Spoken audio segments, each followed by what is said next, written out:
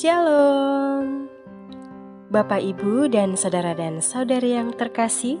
Jumpa lagi dalam Sikat Sabda Iman Katolik, Senin, Pekan Biasa ke-21, 23 Agustus 2021. Bacaan hari ini dari Injil Matius bab 23 ayat 13 sampai 22. Marilah kita siapkan hati dan pikiran kita untuk mendengarkan sabda Tuhan. Semoga Tuhan beserta kita, sekarang dan selama-lamanya. Inilah Injil Yesus Kristus menurut Matius. Dimuliakanlah Tuhan.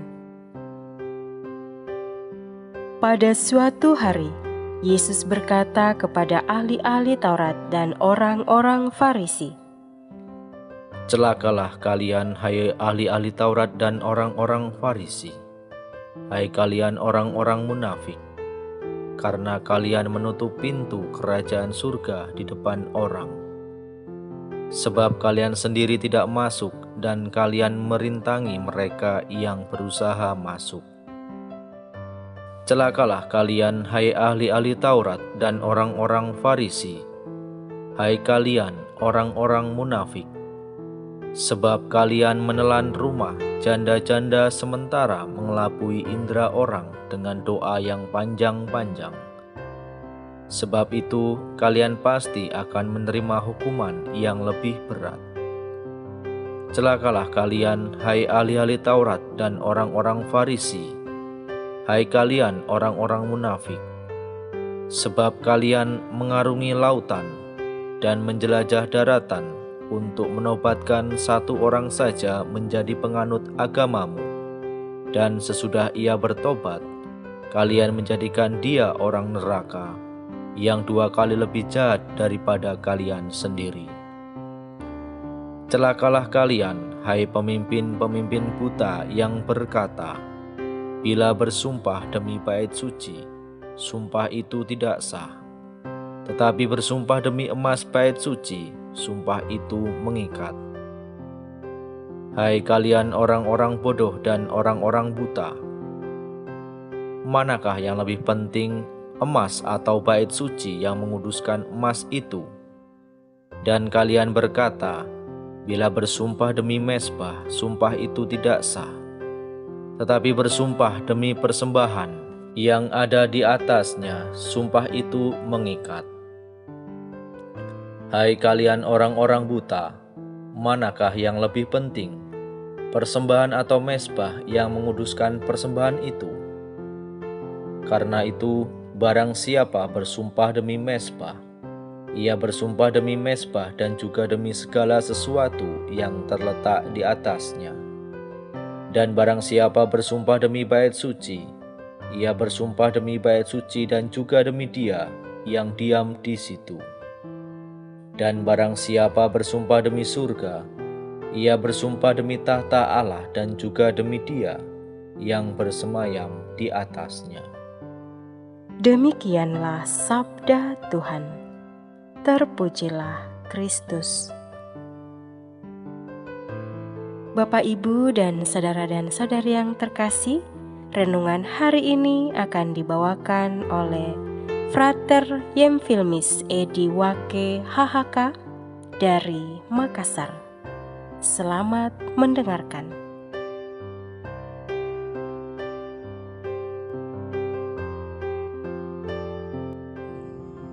Saudara dan saudariku yang dikasihi Tuhan, bacaan Injil hari ini menggambarkan bagaimana Yesus mengecam dengan kata celakalah. Kata celakalah jelas itu merupakan suatu kutukan.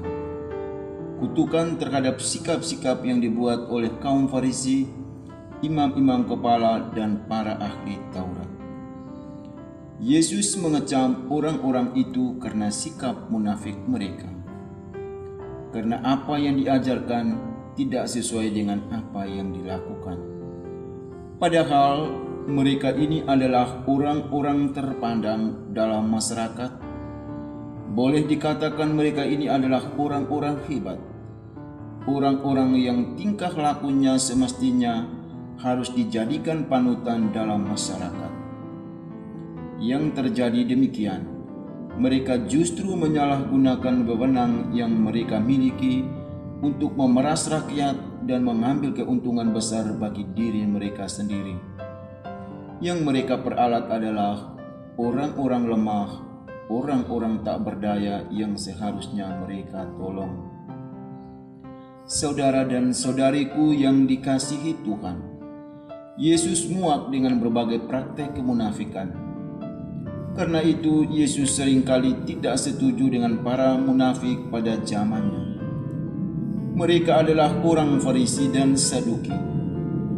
Coba kita lihat dalam bacaan Injil tadi.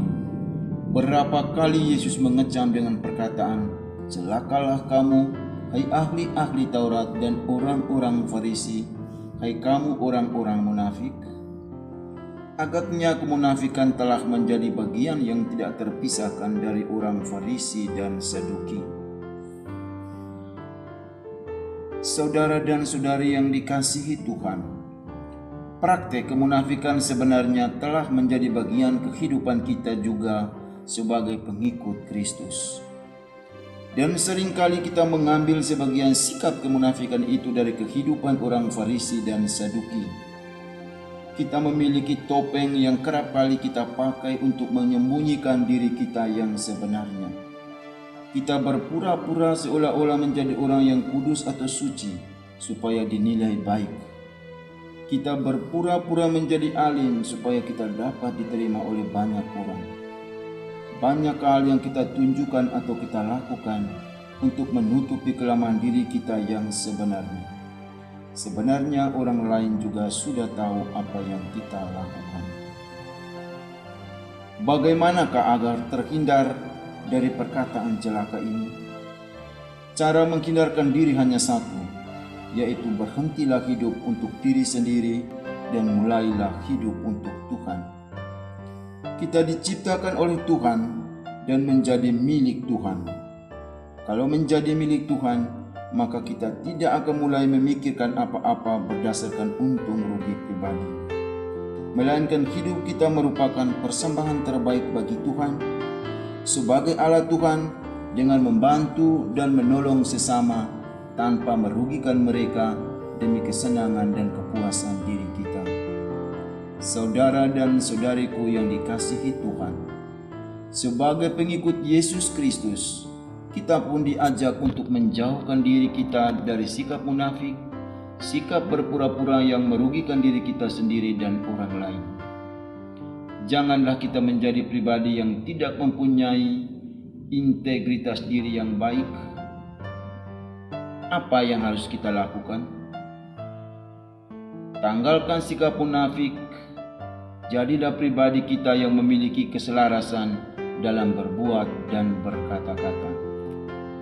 Marilah kita berjuang menghadirkan kerajaan Allah melalui sikap dan cara hidup kita kepada sesama. Berkat Tuhan menyertai kita.